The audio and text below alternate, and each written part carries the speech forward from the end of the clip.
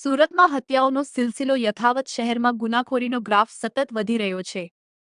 ત્યાં વધુ એક હિંસક હુમલાની ઘટના સામે આવી. હોળી બંગલા પાસે આવેલા મુસીબતપુરાના ઝમઝમ એપાર્ટમેન્ટ નીચે યુવક પર જીવલેણ હુમલો કરાયો. અલ્તામસ અંસારી પર યુવક ઉપર અજાણ્યા શખ્સ દ્વારા તીક્ષ્ણ હથિયારથી હુમલો કરવામાં આવ્યો. હુમલાના પગલે સ્થાનિક વિસ્તારમાં ચકચાર મચી. પોલીસે ગુનો નોંધી હુમલાખોરને પકડવા તપાસના ચક્રો ગતિમાન કર્યા. SX24 न्यूज़ गुजराती साथे जय बगिया सूरत। लालगेट पुलिस स्टेशन के विस्तार में होड़ी बंगला के पास जिलानी ब्रिज के पास एक हत्या का बनाव बना है। ये घटना आधे घंटे पहले हुई है, जिसमें जो मरण जनार है उसका नाम अल्तमस अंसारी है और जो मारने वाला नाम है उसका नाम शेरा अंसारी है। ये दोनों एक दूसरे के रिलेटिव थे और कुछ आपसी रंजिश का मामला सामने आया है। इसमें चौक बाज़ार की टीम, लालगेट की टीम और अमेंद्रपुरा की टीम, साथ ही साथ जोन 3 LCB कंटिन्यूसली आरोपी को ट्रैक करने में लगी हुई है और हम जल्दी आरोपी को पकड़ेंगे। आपका नाम? सेनाज बानो। आपका रहने का काम? होड़ी बंगला। होड़ी बंगला कौन से? साबू वाला कारखाना पीछे। ये घटना क्या बनी थी, कौन सी जगह पे? ये जो मक्का पैलेस है ना, होड़ी बंगला जैसे घुसते हैं ना अंदर, मक्का पैलेस वहाँ हुआ, ये कचरा पेटी के पास। क्या हुआ था कुछ? अब वो तो पता नहीं, हम तो घर में ही थे। ये लड़का घर पे से क्या करने आया? जब घर पे था जब क्या कर रहा था? ये घर पे से ने खाना वाना खा के ने फिर गया। फिर उसके बाद ये ने मेरी बहन का कॉल आया कि वो चाकू लेके ने दौड़ा। तो फिर मेरी छोकरी जाके ने देख रही थी, तो इतने में मार के ने चला गया वो चाकू। 6 घाव मारा। कौन मारा, कुछ आइडिया? वो मेरी खाला का लड़का येगा। वो भी, इसका नाम कुछ? हाँ, सफी अंसारी। इसके बाद ये लड़के की शादी हो गई थी? नहीं हुई। ये आप किसके साथ रहता था? मेरे साथ रहता था। ये कितने सालों से क्या काम करता था? ये अभी चाके गल्ले पे जाता था, अभी 2-3 साल से बंद हुआ इसका। ये कुछ ना अभी पार्सल का करता है। अभी कुछ आगे कुछ इनके साथ कुछ झगड़ा हुआ था? नहीं, वो तो मेरे नहीं, वो तब मेरे को नहीं पता है। आप क्या चाहते हो, इंसाफ किस तरह का? इंसाफ चाहिए हमारे को। कैसा इंसाफ चाहिए? उसको पकड़ के लाओ, उसको भी करो ऐसा। मेरा एक ही छोकरा था, चला गया।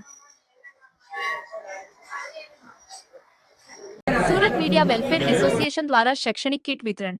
सूरत मीडिया वेलफेर एसोसिएशन द्वारा मीडिया कर्मीओना बाळकोना शिक्षणने प्रोत्साहन आपवा माटे स्कूल बेग અને નોટબુક સહિતની શૈક્ષણિક કિટનું વિતરણ કરવામાં આવ્યું હતું. આ કાર્યક્રમમાં મીડિયા કર્મીઓ અને તેમના પરિવારજનો ઉપસ્થિત રહ્યા હતા. એસોસિએશનના આગેવાનોએ જણાવ્યું હતું કે બાળકોને શિક્ષણ માટે જરૂરી સાધનો ઉપલબ્ધ કરાવી તેમના ઉજ્જવળ ભવિષ્ય માટે પ્રેરણા આપવાનો મુખ્ય હેતુ છે. કાર્યક્રમ દરમિયાન લાભાર્થી બાળકોને સ્કૂલ બેગ, નોટબુક અને અન્ય શૈક્ષણિક સામગ્રીનું વિતરણ કરવામાં આવ્યું હતું.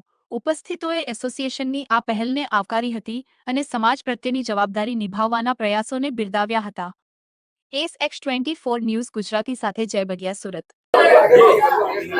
હું સંજયસિંહ રાઠોડ, પ્રમુખ Surat media welfare association. Surat media welfare association છેલ્લા 1 દશકથી મીડિયા કર્મીઓના હિત માટે, સુખ દુઃખ માટે કામ કરતું આવ્યું છે, સુખ દુઃખમાં સાથે રહ્યા છે અને આજ રોજ સુરતના મીડિયા કર્મીઓ માટે નોટબુક, કંપાસ અને બેગનું વિતરણ કરવામાં આવ્યું છે। છેલ્લા 10 વર્ષની આપણે વાત કરીએ તો ઘણા બધા સેવાકીય કાર્ય મીડિયા કર્મીઓ માટે કર્યા છે, સ્નેહ મિલન સમારોહનું આયોજન કર્યા છે।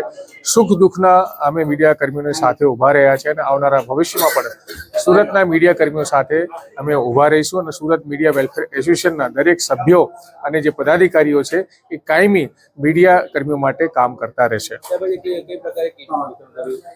આજે નાના બાળકો માટે નોટબુકનું વિતરણ કરવામાં આવ્યું છે અને બેગનું વિતરણ કરવામાં આવ્યું છે, કેમ્પાસનું વિતરણ કરવામાં આવ્યું છે, કેમ કે નાના બાળકોની જે આપણે દેખરેખ કરવાની ખૂબ જરૂર હોય છે અને અમારા મીડિયા કર્મીઓ જે 24 કલાક નોકરી કરતા હોય છે, પરિવારમાં થોડું ઓછું ધ્યાન પણ આપતા હોય છે, તો એમના સાથ સહકાર માટે મીડિયા કર્મીઓ દ્વારા આ કાર્યક્રમનું આયોજન કરવામાં આવ્યું હતું। અંદાજે 100 થી વધારે મીડિયા કર્મીઓના જે બાળકો માટે કીટ વિતરણનું કરવામાં આવ્યું છે। નાસિરનગર કથિત નકલી ડિમોલિશન મામલો। ડિમોલિશનને 9 દિવસ જેટલો સમય, છતાં ડિમોલિશન કોના દ્વારા કરાયું તેનો કોઈ ફોડ નહીં। 100 જેટલા અસરગ્રસ્ત પરિવારો બેઘર, છતાં વૈકલ્પિક વ્યવસ્થા પણ નહીં। છેલ્લા 50 વર્ષથી પરિવારો હતા સ્થાયી, જે પરિવારોને બળજબરી પોલીસ અને પાલિકાએ દબાણ ઊભું કરી ખાલી કરાવ્યા બાદ ડિમોલિશન કરાવ્યું। કોંગ્રેસ અને અસરગ્રસ્તોના આક્ષેપ, ગરીબ પ્રજાને ન્યાય અપાવવા કોંગ્રેસ નેતાઓ મેદાને, બિલ્ડરના ઇશારે પોલીસ અને પાલિકાએ હાથ કાળા કર્યા હોવાનો પણ આરોપ। પાલિકા કમિશનરને લેખિતમાં ફરિયાદ, તાત્કાલિક કસૂરવાર અધિકારીઓ સામે ફોજદારી દાખલ કરવાની માંગ। કોંગ્રેસ નેતા પહોંચ્યા પોલીસ કમિશનર કચેરી. આગામી દિવસોમાં ગરીબ પ્રજાને ન્યાય નહીં મળે તો ગાંધી ચિંધ્યા માર્ગે આંદોલનની ચીમકી. SX24 ન્યૂઝ ગુજરાતી સાથે જય બગિયા, સુરત. આજે અમે સુરત પોલીસ કમિશનર પાસે પહોંચ્યા છે. જે રીતે સુરતની અંદર છેલ્લા 10 દિવસ પહેલા નાસિરનગર નામનો વિસ્તાર છે, જ્યાં આ શહેરની અંદર ડેપ્યુટી CM છે, હોમ મિનિસ્ટર છે, એના નીચે જંગલ રાજ જેવી પરિસ્થિતિ છે. કાયદો વ્યવસ્થા નથી.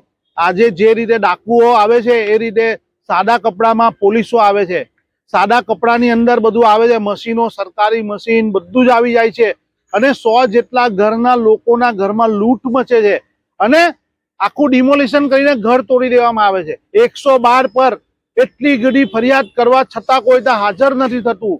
PI આવીને દૂરથી જતા રહે છે અને જ્યારે રાજકીય પક્ષ અમે કોંગ્રેસ પાર્ટી એ સ્થળ પર એ લોકો અસરગ્રસ્તોની સામે જતા એ લોકોના કહેવા પર, એ લોકોની બોલાવા પર જ્યારે પોલીસ અમને આવી અમારી સાથે બળ પ્રયોગ કરે છે, દંડા મારે છે, હથિયાર બતાવે છે અને અમને કાયદો બતાવે છે કે તમે સરકારી કામમાં રૂકાવટ કરો છો, તમારી પર ગુનો દાખલ કરી અને તમને જેલમાં પૂરી દેવામાં આવશે. પણ કોંગ્રેસ પાર્ટી આ બાબતસર દયરા વગર આ લોકોની સામે સામનો કરી અને જ્યારે પોલીસ કમિશનર અને મ્યુનિસિપલ કમિશનર પાસે અમે ગયા છે કે સાહેબ આ કઈ રીતે થયું છે, કાયદા વિરુદ્ધ છે, આની કોઈ પ્રક્રિયા નથી થઈ, તો તેઓ કહે છે કે આ અમે કામ જ નથી કર્યું. તો પોલીસ કમિશનરના સ્ટાફ, પોલીસનો સ્ટાફ, કોર્પોરેશનનો સ્ટાફ જ્યાં શું કરતો હતો આઈડેન્ટિટી સાથે. એટલે આ એક ખૂબ જ મોટા પ્રમાણમાં એક માઇનોરિટી સમૂહ, મુસ્લિમ સમૂહના 100 જેટલા ઘર તોડી પાડવામાં આવે છે. પ્રાઇવેટ જમીન છે, થોડી કોર્પોરેશનની છે, પણ કોઈ પણ પ્રક્રિયા વગર જ્યારે તોડી નાખવામાં આવે છે, માનવતા વિરુદ્ધનું કામ થયું છે. ત્યારે અમે તેમની સામે છેલ્લા 10 દિવસથી દરરોજ લડીએ છીએ અને આજે કમિશનર સાહેબને મળવા આવ્યા છે અને કમિશનર સાહેબને કહ્યું હજુ સુધી ગુનો કેમ દાખલ નથી થયો. જ્યારે ઇન્ટરનેશનલ મીડિયા, ભારત સરકાર, ગુજરાત સરકાર આની નોંધ લેતી હોય તો પણ હજુ તમે ગુનો દાખલ નથી કર્યો, એનું કારણ શું છે એ પૂછવા માટે આવ્યા છે અને અમે અમારે લેખિત ફરિયાદ લઈને આવ્યા છે. જી અસલમ, આજે ક્યાં આવ્યા છો અને શું રજૂઆત છે? આજે સુરત શહેર કોંગ્રેસના પ્રમુખ શ્રી વિપુલભાઈ ઉધનાવાલાના નેતૃત્વ હેઠળ સુરત શહેર પોલીસ કમિશનર શ્રીને રૂબરૂ મુલાકાત કરવા આવ્યા છે, રજૂઆત કરવા આવ્યા છે. અમારી આ જે નાસિરનગરનો ડિમોલિશન થયું છે એ ડિમોલિશન એફસ્ટીન ફાઇલ જેવું થઈ ગયું છે. સુરત શહેર માટે ખૂબ કલંકિત છે અને આજ દિન સુધી આજે 9મો દિવસ છે, પરંતુ તંત્ર ધૂતરાષ્ટ્ર બની બેઠું છે.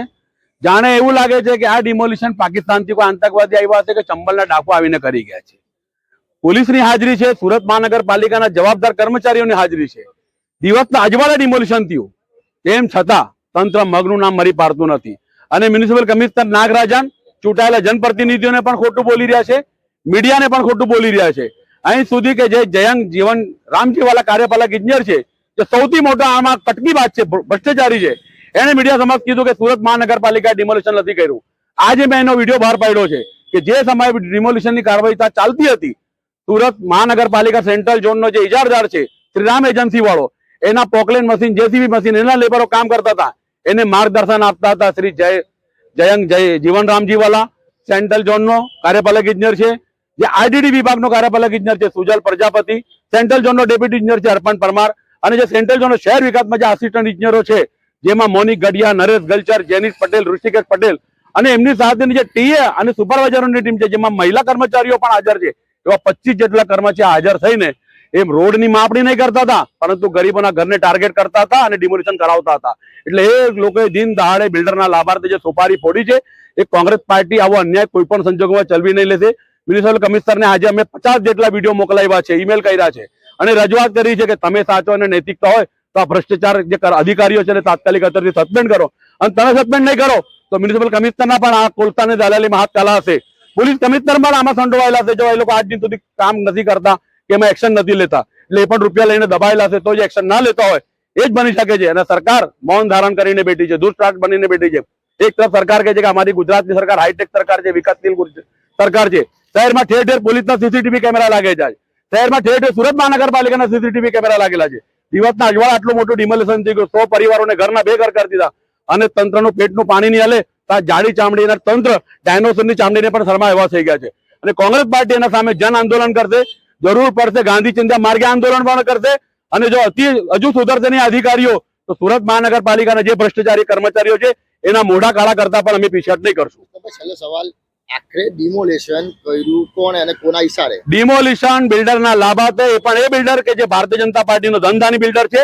પોલીસ અને સુરત મહાનગરપાલિકાના તંત્ર એકબીજાના મેળા પીપળામાં, એકબીજાના સહિયારા સરકારમાં આ ગરીબોને ઘર વિહોણા કર્યા છે. ખ્યાતનામ હોસ્પિટલમાં કરોડોની છેતરપિંડી અને શેર ટ્રાન્સફરનું કૌભાંડ. સુરતની લાઇફલાઇન હોસ્પિટલના સંચાલનમાં કરોડોની ઉચાપત, 4 સામે ગુનો દાખલ. સુરત શહેરના રાંદેર રોડ પર આવેલી જાણીતી લાઇફલાઇન મલ્ટી સ્પેશિયાલિટી હોસ્પિટલના સંચાલનમાં મોટા પાયે છેતરપિંડી, વિશ્વાસઘાત અને કરોડો રૂપિયાની ઉચાપતનું એક સનસનાટીભર્યું કૌભાંડ પ્રકાશમાં આવ્યું છે. હોસ્પિટલના મુખ્ય ડિરેક્ટર પૈકીના એક ડો. નૈનેશ ભાનુભાઈ પટેલે આરિથક ગુના નિવારણ શાખામાં અન્ય ડિરેક્ટર હિરેન વિપિનચંદ્ર શાહ અને તેમના પરિવાર વિરુદ્ધ ફરિયાદ નોંધાવી છે. પોલીસે ભારતીય ન્યાય સંહિતા BNSની વિવિધ કલમો હેઠળ ગુનો નોંધીને તપાસના ધમધમાટ શરૂ કર્યા છે. SX24 ન્યૂઝ ગુજરાતી સાથે જય બગિયા, સુરત. હું છું ડૉક્ટર નૈનેશ પટેલ, લાઇફલાઇન હોસ્પિટલમાં. મારી સાથે છે ડૉક્ટર અંકુર ચૌધરી, ડૉક્ટર રાજીવ પંડ્યા. લાઇફલાઇન હોસ્પિટલની અમારી શરૂઆત થઈ હતી 2013માં, જ્યારે ડૉક્ટર હિરેન શાહ, અમે 3 ડૉક્ટર અને બીજા ડૉક્ટરો સાથે અમે ટીમ બનાવીને હોસ્પિટલ ચાલુ કરેલી 2013માં. બધું બરાબર ચાલતું હતું. પછી 1-2 ડૉક્ટરો એમાંથી છૂટા પડ્યા. 2018માં અમે 6 ડૉક્ટર હતા અને ત્યારે અમારી પ્રાઇવેટ લિમિટેડ કંપનીમાંથી પબ્લિક લિમિટેડ કંપની બનાવવામાં આવેલી હતી. હિરેન શાહની એ પ્રમાણે એમણે મૂકેલું હતું પરમિશન માટે એ રીતે. પછી જ્યારે 6 ડૉક્ટર હતા ત્યારે અમારા શેર જ્યારે પ્રાઇવેટ લિમિટેડમાંથી પબ્લિક લિમિટેડમાં કરવામાં આવી ત્યારે 1 કરોડનું ભંડોળ ઊભું કરીને અમે લોકો એક સરખા 16.66% પાર્ટનર્સ હતા. અને આ પહેલેથી નક્કી હતું કે બધા પાર્ટનર એક સરખા રહેશે એ રીતે. પછી એમાંથી 2020માં અને 21માં ડૉક્ટર રામચંદ્ર પટેલ અને ડૉક્ટર અરવિંદ પટેલ સાહેબની રેઝિગ્નેશન આવ્યું અને એમણે કંપનીમાંથી ડિરેક્ટર તરીકે રિઝાઇન આપ્યું અને એ રીતે બોર્ડમાં નક્કી થયું કે એમનું જે પણ શેર છે એ બાકીના 4 ડૉક્ટરમાં એક સરખા ભાગે વેચવામાં આવશે. એનું બોર્ડ રિઝોલ્યુશન પાસ થયું. બોર્ડ રિઝોલ્યુશન અને એના જે જરૂરી દસ્તાવેજો, જે SH4 ફોર્મ અને બધી ફોર્માલિટી થઈ, પ્લસ એમના જે પણ શેરનું જે પણ વેલ્યુએશન અમારા જે CA અને એમને ગણતરી કરીને આપ્યું એ એમની મંજૂરીથી બંને ડૉક્ટરોને ચેકથી સરખા ભાગે અમે 4 ડૉક્ટરોએ પેમેન્ટ કરી દીધું. પણ એ દરમિયાન ડીમેટેરિયલાઇઝેશન કરવા માટેની પ્રોસિજર ચાલુ કરેલી. એટલે જે ફિઝિકલ શેર હતા જે ડીમેટમાં આવશે એ દરેકના 6 ડૉક્ટરના ડીમેટ અકાઉન્ટમાં આવશે અને પછી એ ડિરેક્ટરના શેર તમારા ડીમેટમાં ટ્રાન્સફર થશે અને તમને 4 ડૉક્ટરોને 25%ની પાર્ટનરશિપ પ્રમાણે શેર મળશે. એવું અમને હિરેન શાહ સાહેબ અને એમના સંજયભાઈ જે અમારું અકાઉન્ટ અને આ જે ROC અને શેરની જે પણ પ્રોસેસ કરતા હતા એમણે અમને સમજાવેલું. પણ એ પ્રોસેસ 2021થી લઈને 2023 સુધીમાં અમારું પેમેન્ટ ને બધું થઈ ગયું. પણ 2024-25 સુધી એ વસ્તુ પ્રોસેસ પૂરી થઈ નહીં. અમારી વારંવાર રિક્વેસ્ટ કરવા છતાં પણ અમને એવું જ કીધું કે અંડર પ્રોસેસ છે, થઈ જશે એમ કરીને ટાઈમ જતા હતા. પછી સમય જતાં અમને ખબર પડી 2025 પતવા આવ્યું ત્યારે કે હિરેન શાહ ડૉક્ટરે ડૉક્ટર રામ અને ડૉક્ટર અરવિંદના જે પણ શેર જે અમારા 4માં વેચવાની વાત કરેલી હતી એના જગ્યા પર એમણે એમને સાથે મળીને બધા શેર પોતે લઈ લીધા. સાથે સાથે એમના વાઈફ, એમના સિસ્ટર, પછી એમના એક મિત્ર, એમના ફાધરના નામે વેચી લીધા. બીજા એક ડૉક્ટર છે અમારા સંકેત મહેતા, એમની પાસે પણ શેર હતા થોડા, એમના પણ શેર એમની સમજાવીને લઈ લીધા. કોઈ પણ જાતની બોર્ડ મિટિંગ, બોર્ડ અપ્રુવલ કે ફોર્માલિટી જે અમારે કંપની પ્રમાણે કરવાની હોય, ટૂંકમાં અમને અંધારામાં રાખીને બધા શેર લઈ પોતે 50%થી વધારે શેરના અને કંપનીના માલિક બની ગયા, જે કાયદાકીય વિરુદ્ધ હતું. એના માટે અમારે પછી તપાસ થઈ, અમે અરજી કરી ઇકોસેલમાં. એ તપાસ સાથે સાથે અમને વધારે જાણવા મળ્યું કે હોસ્પિટલની અંદર જે ફાર્મસી ચાલતી હતી એમની, એ એમના ભાઈઓના નામે એ પોતે જ ચલાવતા હતા. હોસ્પિટલમાં ડાયાલિસિસ યુનિટ ચાલે છે, એ પણ ભાઈઓના નામે એમની જ પાર્ટનરશિપ હતી એમની સાથે. અને એ બધું તપાસમાં જાણવા મળતા અમે પછી આજે કાયદાનો સહારો લીધેલો હતો. અમારા વડીલો અને અમુક મોટા ડૉક્ટરો અને પોલીસની પણ મધ્યસ્થીથી એમણે એવું કીધેલું હતું કે ભાઈ ડૉક્ટરોની મેટર છે, હોસ્પિટલ છે, પ્રતિષ્ઠિત હોસ્પિટલ છે, તો તમારા લેવલે સમાધાન થકી જો નિકાલ આવતો હોય તો તમે કરી જુઓ. એના માટે અમે ઘણા પ્રયાસો કર્યા. 5 થી 6 મિટિંગ પણ થઈ. પણ અમને પ્રોપર કોઓપરેશન ના મળવાને કારણે સમાધાન ના થઈ શક્યું અને છેવટે અમારે આ કાયદાનો સહારો લેવા માટે અરજી કરવી પડી અને આજે એ અરજીના કારણે એમની એફઆઈઆર રજીસ્ટર થઈ ગઈ છે અને હવે કાયદા પ્રમાણે જે પણ આગળ પ્રોસેસ થશે એ પ્રમાણે હવે અમારે ન્યાય માટે રાહ જોવાની છે એના માટે. એ દરમિયાન તમારા માધ્યમ થ્રુ હું મારા દર્દીઓને બધાને આશ્વાસન આપવા માંગુ છું કે જે પણ અમારી કંપનીની જે પણ આ મેટર છે એ કાયદા પ્રમાણે કાયદાકીય રીતે ચાલશે. કોઈ પણ દર્દીને કોઈ પણ રીતે ટ્રીટમેન્ટ રિલેટેડ, સારવાર રિલેટેડ કે સર્વિસ રિલેટેડ કંઈ જ પ્રોબ્લેમ નહીં આવે. અમે અહીંયા છીએ, હાજર જ છીએ, બધા ડૉક્ટરો અમારે બેઠા જ છે, અમારી આખી ટીમ સાથે જ છે. કોઈ પણ દર્દીને નોર્મલ હોય, ઇમરજન્સી હોય, ઓપરેશન હોય, દરેક રીતે જે પ્રમાણે આપણે પહેલેથી ટ્રીટમેન્ટ સારી રીતે આપતા આવ્યા છે, આપણી હોસ્પિટલની જે આજે રેપ્યુટેશન એ જ છે કે અહીંયા દર્દી સારી રીતે ટ્રીટ થઈને જાય છે, સારી સારવાર મળે છે અને બજેટ ફ્રેન્ડલી છે. તો એ જ પ્રમાણે દરેક દર્દીને આજ સાથે હજી પણ અમે આ રીતે સેવા આપતા રહીશું. Thank you. વેસુની જમીનનો સોદો 1.25 કરોડમાં સોદો કરી અન્યને વેચી મારવામાં આવી. સંજય ભાવલાએ જમીન ખરીદી કરી હતી. જમીન ખરીદીના 1.26 કરોડ પટેલ પરિવારને આપ્યા હતા. છતાં આરોપીઓએ જમીનનો સાટાખાટ બનાવી અન્યોને વેચી મારી હતી. ભોગ બનેલા સંજય ભાવલાએ વેસુ પોલીસ સ્ટેશનમાં ફરિયાદ આપી હતી, જેની તપાસ ઇકોસેલ દ્વારા હાથ ધરવામાં આવી હતી. તપાસ દરમિયાન ઇકોસેલ દ્વારા જમીન દલાલની કરી ધરપકડ. આરોપીએ અન્ય આરોપીઓ સાથે મળી ફરિયાદીને અંધારામાં રાખ્યા હતા. 1.5 કરોડ રૂપિયા પડાવી લીધા બાદ આરોપીઓએ છેતરપિંડી કરી હતી, જેમાં દલાલ તરીકેની ભૂમિકા ભજવી હતી. જમીનના મૂળ માલિકો જમીન વેચવા માંગે છે તેવી વાત ફરિયાદીને કરી હતી, જે બાદ ફરિયાદીનો સંપર્ક આરોપીઓ જોડે કરાવ્યો હતો. જે જમીનનો સોદો કરાવવામાં દલાલે મુખ્ય ભૂમિકા ભજવી હતી. જે જમીન દલાલ ઇલિયાસ અબ્દુલ કાકાની ઇકોશેલે કરી ધરપકડ.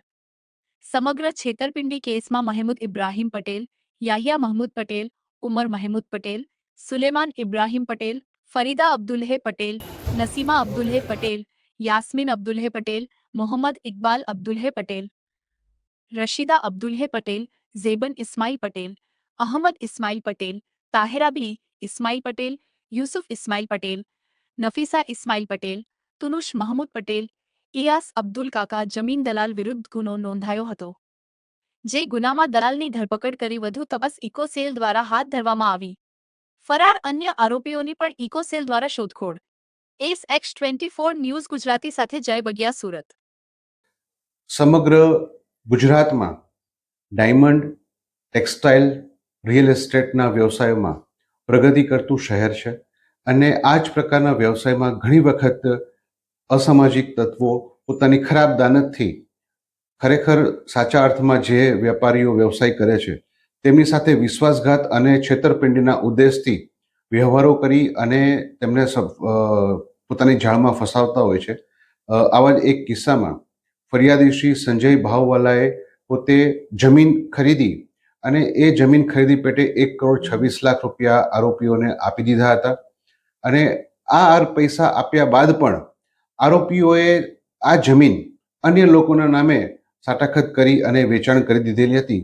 જે અનુસંધાને ફરિયાદીએ સમગ્ર હકીકત જણાવતા ફરિયાદીની ફરિયાદ દાખલ કરી ગુનાની તપાસ ચાલુ કરવામાં આવેલ અને આ ગુનાના કામે જે આરોપીએ પોતે દલાલ તરીકેની પોતાની ભૂમિકા જે ભજવી હતી એ આરોપીની ધરપકડ કરવામાં આવેલ છે. હાલ તપાસ ચાલુ છે. આરોપી જે છે એ શું કરતો હતો અને કેટલા બીજા કોની સાથે આ રીતે કરેલું છે એવું કોઈ ફરિયાદ આવી છે? આરોપી પોતે આ જે સમગ્ર વ્યવહાર થયો એ વ્યવહારમાં એની દલાલ તરીકેની ભૂમિકા હતી અને ફરિયાદીને પોતે આ જમીન મૂળ માલિકો પોતે વેચવા માગે છે એ રીતના તેને જાણ કરી અને સોદો કરાવેલો હતો. આરોપી વિરુદ્ધમાં કોઈ હાલ સુધી જણાયેલ નથી, તપાસ ચાલુ છે.